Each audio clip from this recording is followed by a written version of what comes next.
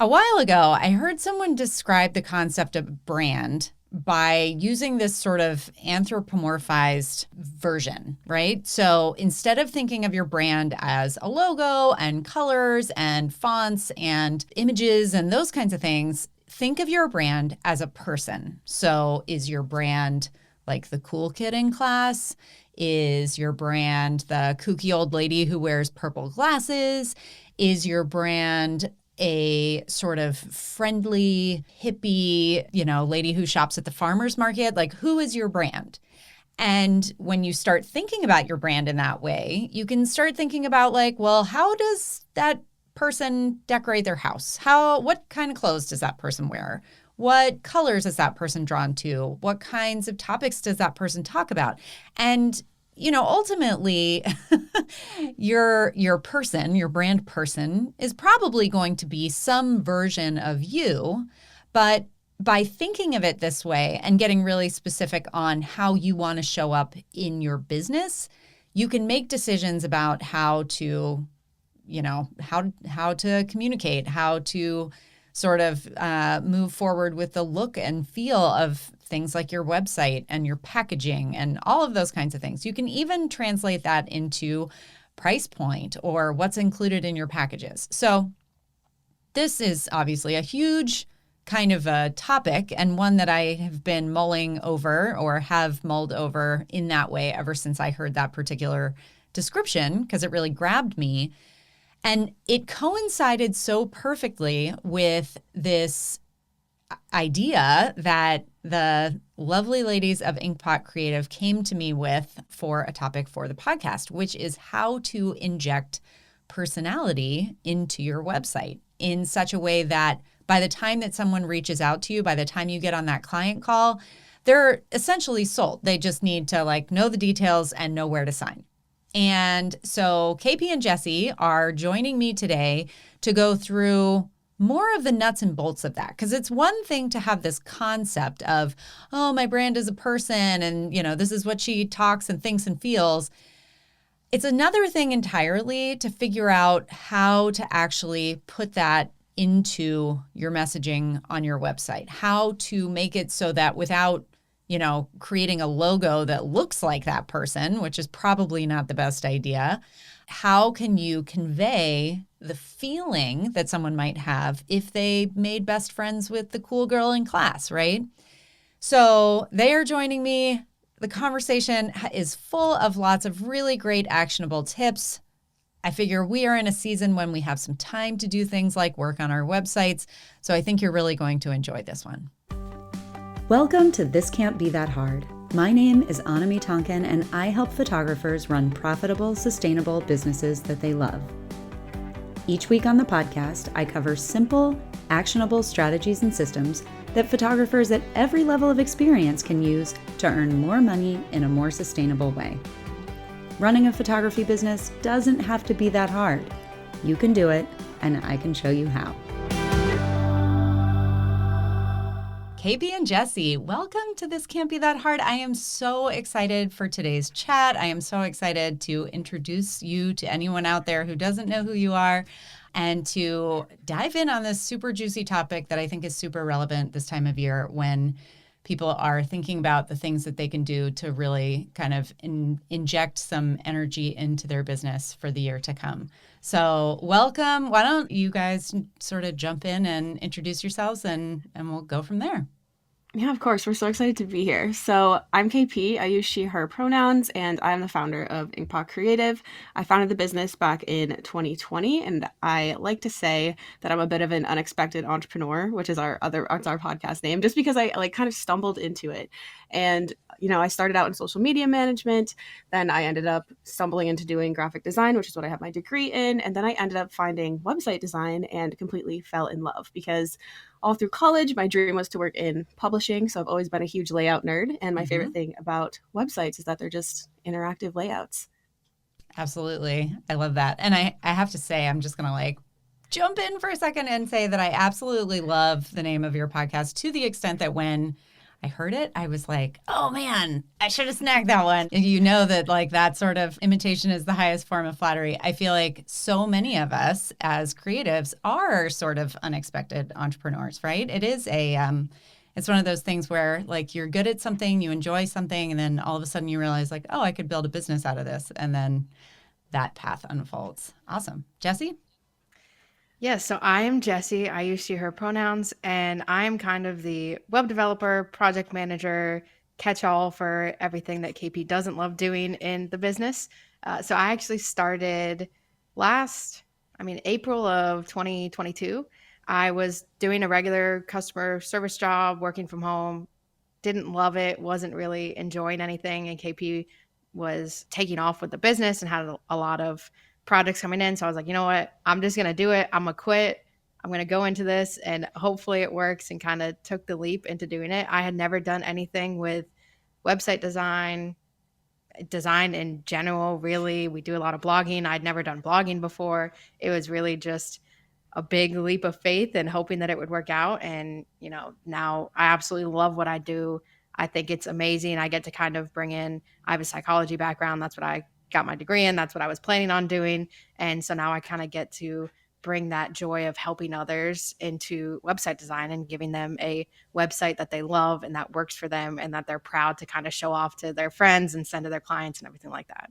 So cool. Yeah. I mean, and again, sort of the unexpected piece of it. I also have a background in psychology along with cultural anthropology, and I'm always laughing about how those two degrees are good for nothing and everything. So, I do think that there is a way to parlay what you learn with that into just about anything that you're going to do. Okay, so let's get into all things web design, but sort of more specifically, I guess I don't want to say all things web design. I really want to talk about the thing that you guys talk about a lot that really piqued my interest and that made me want to invite you onto the show is this idea. Anybody who's listened to me talk for a long time has heard me talk about how important it is to make real contact with clients. I always encourage people to get on the phone, and I get a lot of pushback because a lot of creatives and, business people, I suppose, in general, are a little reluctant to get on the phone because of this potential for someone saying no, right? There's the rejection factor. And you have this sort of promise or this thing that you talk about a lot where it is not, you can actually reduce the potential for someone to say no pretty significantly before you ever get on the phone. You can set yourself up in such a way that that phone call just kind of is the cherry on top. You're sealing the deal. So today I want to break that down a little bit and talk about how one goes about doing that and how that communication starts on your website. Do you want to just kind of dive in on that? Yeah, so I definitely think the first place it starts is your branding. So obviously we're web designers and we also do brand design. And, when people think about websites, it's like, oh, I just need, a logo or something. No, you need so much more than that, and so much more than that to actually connect with people.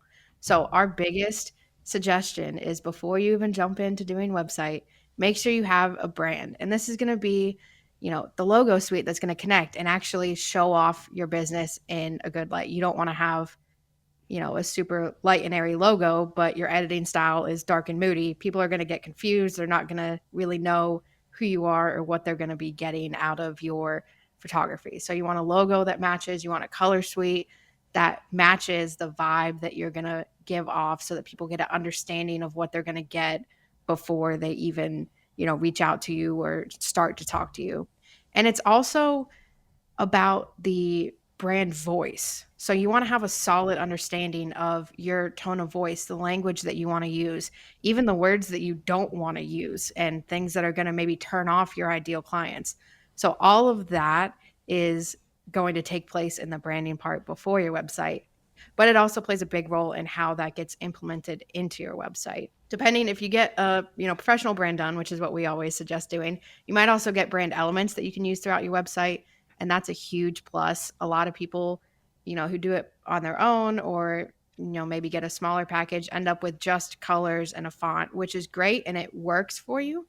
But adding those little elements, whether it's, little icons that you can add throughout, or some of our clients have, rainbows or little camera stickers that they can throw throughout the website, that adds a nice, personal touch and makes your website interesting. And, it helps people understand who you are, the vibe that they're going to get when working with you, what they can expect when they get to their session, whether it's, a portrait session, a wedding, an engagement, a family session, whatever it might be. So branding is definitely the starting point. We don't suggest doing anything until you get your branding done. Yeah. And I think when I first started learning about branding years ago, this was not something that came really naturally to me at all. I think that over the years, I've started to understand that branding is one of those things. It's almost like you can be a great talented musician or singer, or you can be totally tone deaf. And then there's like some sort of spectrum in between. I wouldn't say that I was tone deaf, but I was definitely sort of unaware of how much impact those small things would have on my overall read of a business until I started trying to implement that for myself. And I would look at my website and be like, this isn't right. This isn't right. I'm like, I definitely did a lot of DIY branding over the years. And I think that when it's not something that you excel in, getting that help and sort of, especially in the beginning, or maybe not right at the beginning, but a couple years into your business, as you've started to kind of get a sense of, who your ideal clients are and who you really want to work with and the kind of service you want to provide, getting somebody else's third person input on how that can be translated visually and aesthetically, and even come across, to your point, in your voice, like in the copy that you write, it is very helpful. It's kind of like choosing your own portfolio right out of the bat, where you're so close to it, it's hard to see it with any perspective. Yeah. But really what that comes down to is conveying kind of this sense of your personality, right? Which is, and not just your personality, but that brand personality. And I feel like if you don't convey your personality on your website and your social media, all those kinds of things, it can just kind of fall flat. You run into a situation where somebody kind of says, oh yeah, the photos look good, but I don't really know what that person is about. Is that the way that you interpret that as well? Yeah, absolutely. And it gets to the point where you want everything to connect. You want people to get a solid idea of who you are, regardless of where they find you. You don't want to have a, Instagram feed that's bright and colorful, but then your website is dark and moody and serious, but then you get on a discovery call and you're, bubbly and right. full of life and energy. And they're like, I don't know which photographer I'm getting, like right. what it just gets confusing. And then people, might not book you just because they're concerned about what version of you they're going to get, what version of the photographer, what actual product are they going to get. So you want to make sure that, your website, your brand, your social media, every touch point that people have with your business conveys the same message, conveys the same idea, the same amount of personality, everything like that. Yeah, absolutely. I feel like it really comes down to that element of trust, where if someone comes to your site, sees all your stuff, and feels like they have a really clear sense of what to expect, then they know whether to move forward or not. So that makes a lot of sense. So you've talked about colors and sort of light and airy versus dark and moody, that sort of thing. But what are some other ways that somebody is able to inject that personality or add more personality maybe to their website if they feel like their website isn't conveying that? So going off of the fact that you just mentioned trust, our next one is actually to make sure that you have brand photos of yourself throughout your website. Because while your brand can do a lot of the speaking for you, at the end of the day, you are a photographer, you are the value of your business. People are hiring you and the work that you produce. So people need to know like who you are. And one of the easiest ways to do that is to just do like a headshot swap with one of your friends. Like maybe you can take some photos of them for their site and they can take some of you. And if you have your branding done already, try to wear like, a nice shirt or, like a hat or something in your brand color that then can very easily tie into the rest of your site whenever you use it. And iPhone selfies or pictures that, you took 5 to 10 years ago aren't just going to cut it. Really make sure that the photos that you have of yourself are just as professional as all of the photos throughout your website. And again, that's really just going to help for when people finally get on that call with you and, see you face to face. They're almost going to feel like they've met you already because you've been on your website. And it's totally fine too if you just have the photo of you, on your about page or, in one little section on your home page. Just really making sure that it is throughout your site is going to help you a lot. I am not great about getting in front of the camera. I have some brand photos, but I am definitely that's on the agenda for this year for me. But one thing that I really like to encourage people to do as well, is to take it to that next level and get themselves on little videos that they put into their websites. And obviously it's ideal if you can afford and sort of take the time to do that professionally. But I actually, and maybe you would argue with this, I feel like sometimes just true unscripted or less scripted little videos, short videos, like 15 to 30 seconds where you're like, hey, I'm Anami. I know it's a really hard name to pronounce. It's Anami, like the end of economy or something, along those lines. Not only allows somebody to see you and see you moving in action, but also kind of gives them a sense of your literal voice, but, your persona as it comes across.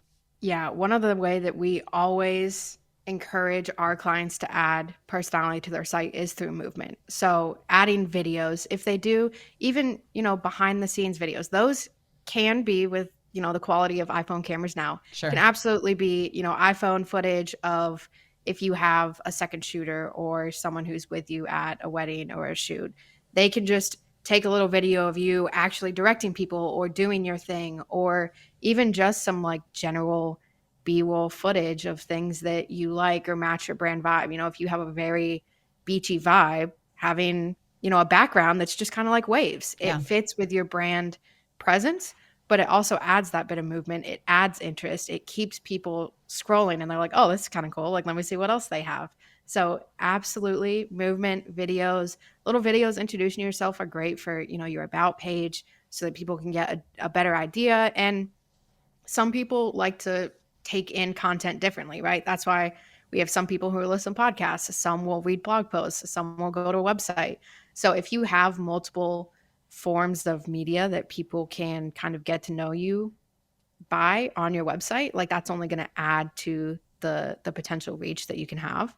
And one of the other things that we love is if you can get photo bursts when you get your pictures taken, and then just create a little GIF of you with those photo bursts. Those are always super fun. Yeah. And people love them. And it's really easy to do. It's simple. It's not like a heavy lift type of thing to add to your site. So it's a really quick and easy thing that can kind of add a little movement to your site, which helps keep the interest, like I said, but it also just adds more personality. It gives people another way to get to know you and what you're like and what you might be like on the day when you have your session.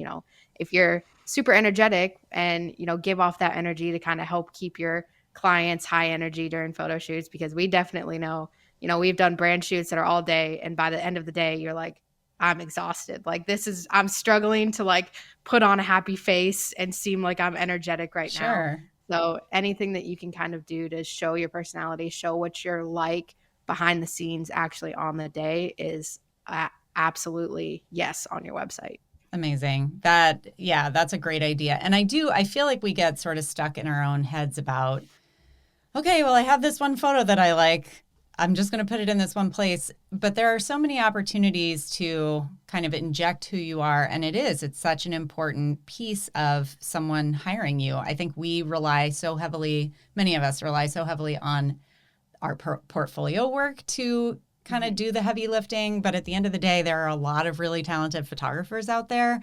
And if you can connect with someone, it's going to make it that much easier. So let's quickly review here. We're talking, and you're going to have to help me fill in the gaps. So we're talking about lots of photos, some potential for movement and photo, video type stuff.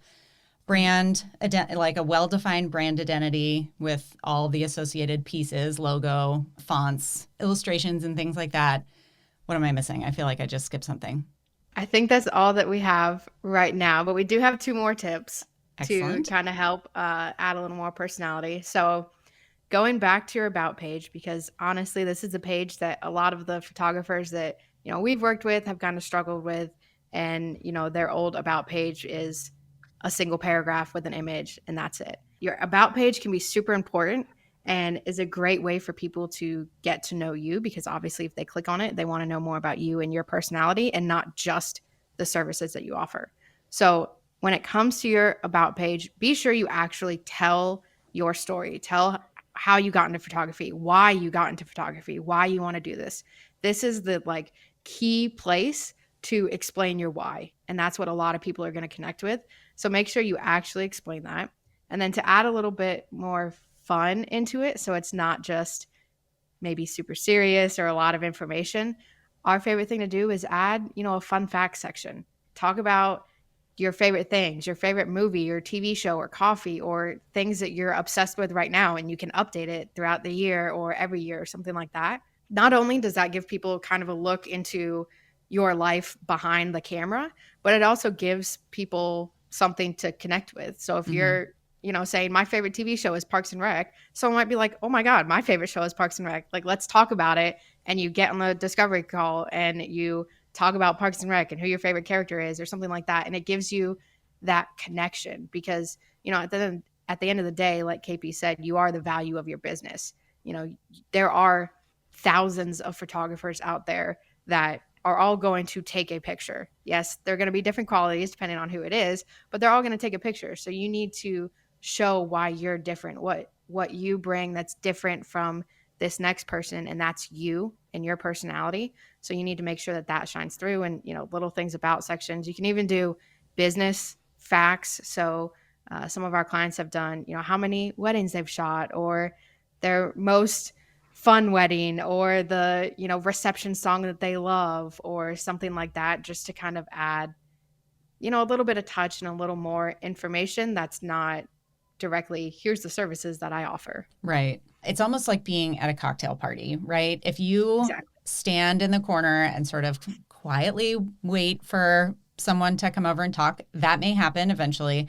But if you're wearing a really funny hat or something like that, you're essentially inviting someone to come over and be like, hey, that's a really funny hat. And it's just kind of a conversation starter.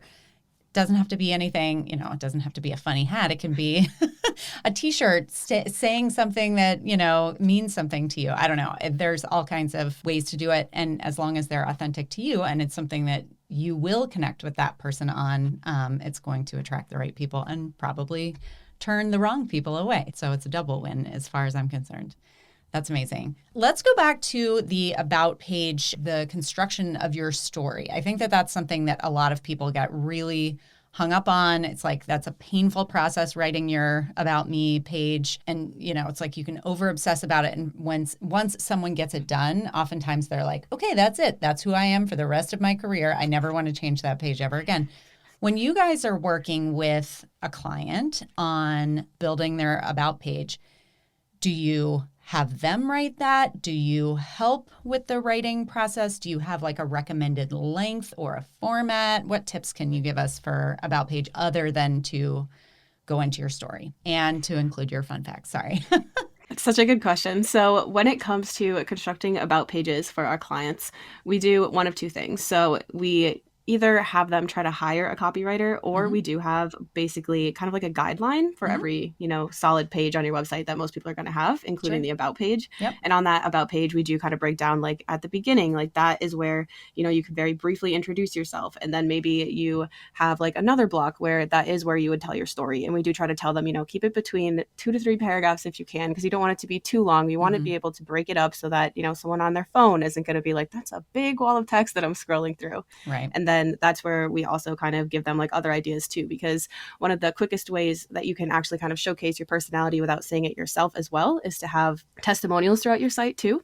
Try not to make them, super long. I know you probably get incredible, really long testimonials, but if you can pull out 2 to 3 sentences from those testimonials and put them on your site so that they're very skimmable, that's also a really easy block that you can add onto your about page that just, quickly speaks exactly to who you are in somebody else's words as well.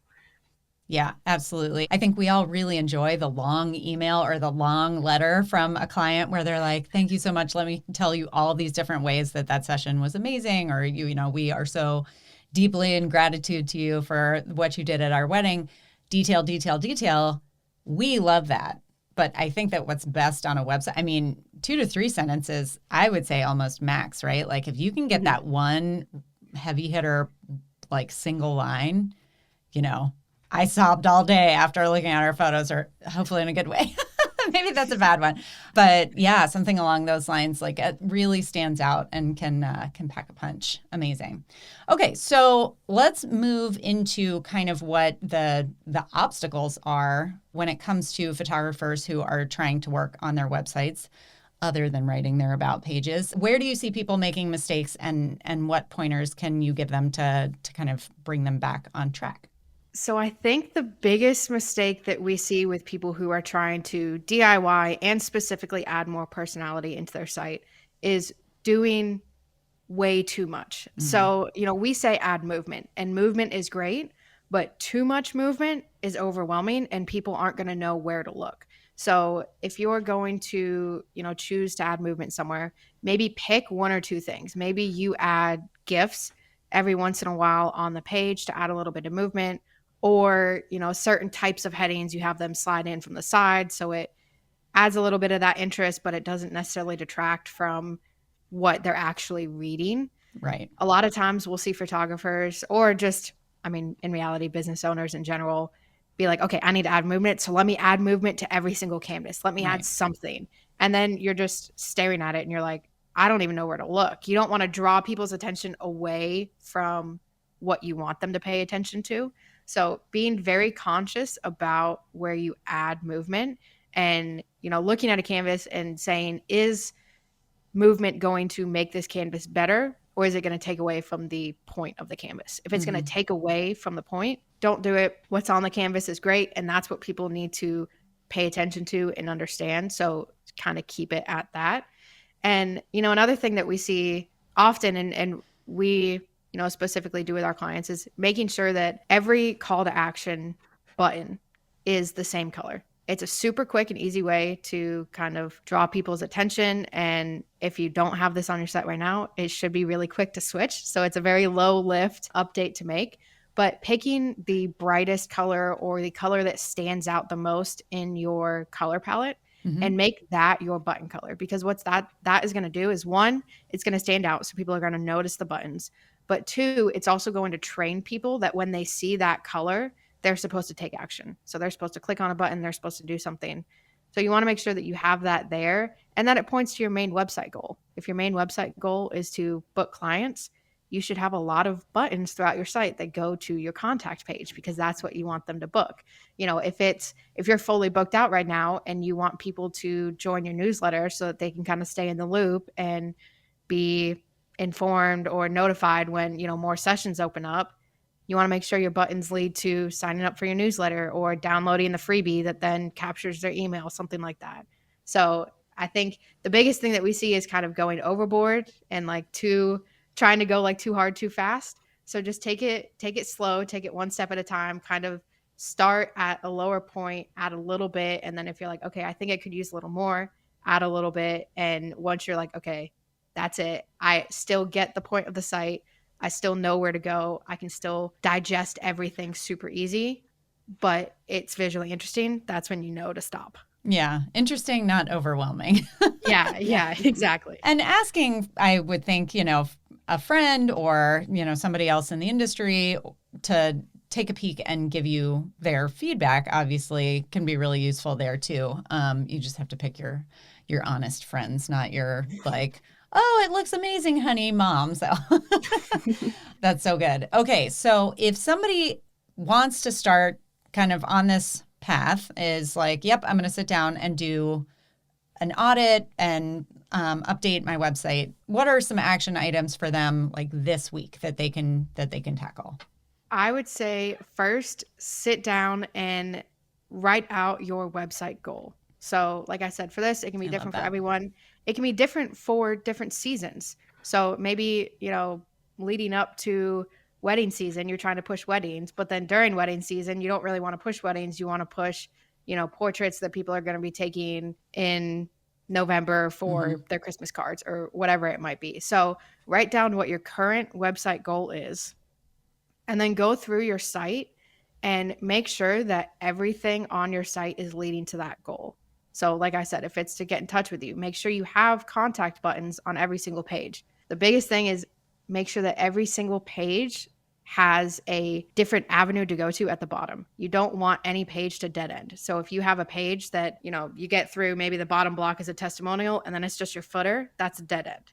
You want Right. some sort of CTA there that, says, check out my services, or hit the contact button, or go to the blog to read about stuff. Something else that keeps them on your site and keeps them kind of clicking. So I would write down your main website goal and make sure that your current site is actually pushing people towards that goal and directing them there. And like you said, that's a great thing to do. If you have an honest friend, you can say, hey, go on this site, look through it. What do you think the goal of the website is? And where does it kind of lead you? And where do you naturally go? If it's not naturally going in the direction you want them to go to, you might need to update that and kind of adjust some things to make sure that it does go where you want it to go. And then make sure that every single page has some sort of call to action at the bottom so you don't end up at a dead end. I'll preface this, minus, your terms and conditions, privacy policy page. Those can be dead ends. That's totally fine.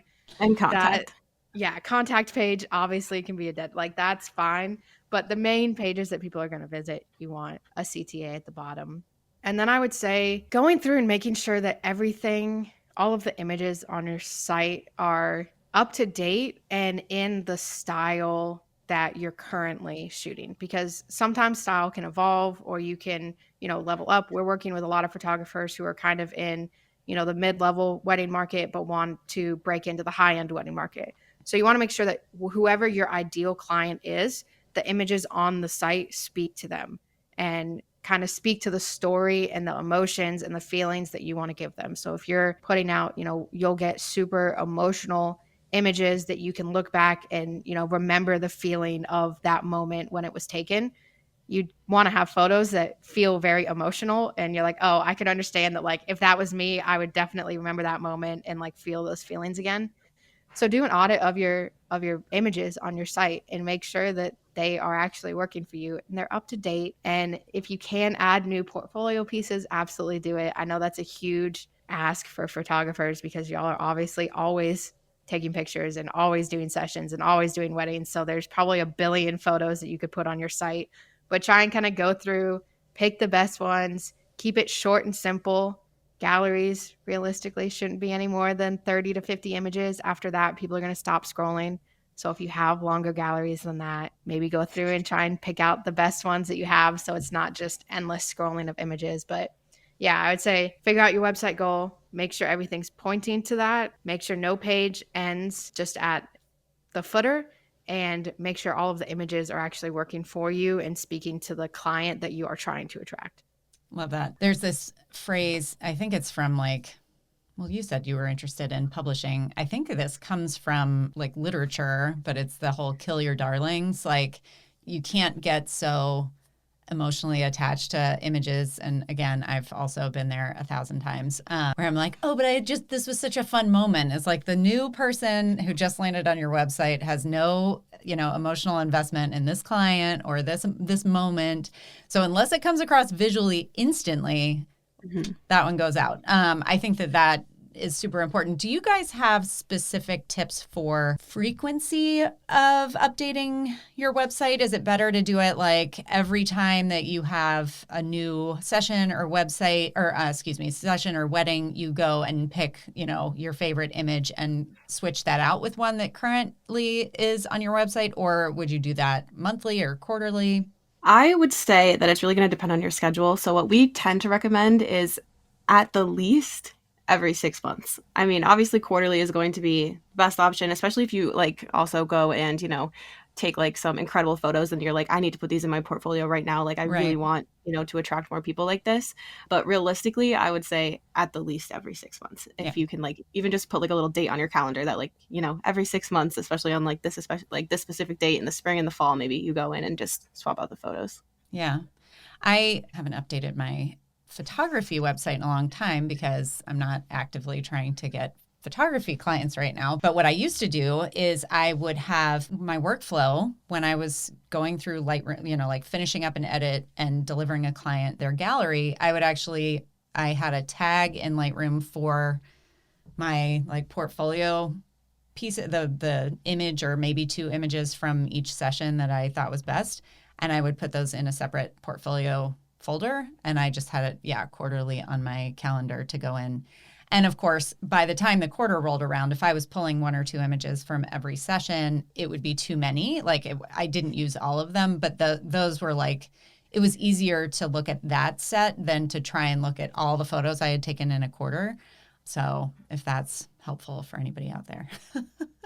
No, that's a really good idea. And honestly, that's our biggest hurdle with our photographers is they're like, I don't know how to make this smaller. Like I have so many images and they're all amazing, and they are all amazing. Like we're not saying that they're not. They're all incredible images, but sometimes it's just a little too much to put on your site. So that's a great tip for kind of figuring out a way to add more images without it being super overwhelming to you, because I feel like that's the issue that a lot of people run into, right? Is they're like, I don't even know where to start. There's too many images. I can't pick. They're just going to stay how they are. Yeah, that same advice goes in every direction. I love that you brought up capping your portfolios. I don't like, for whatever reason, I've always kept mine at no more than 35 because I'm like, nobody needs to see more than 35 portfolio images to decide whether they like my style or not.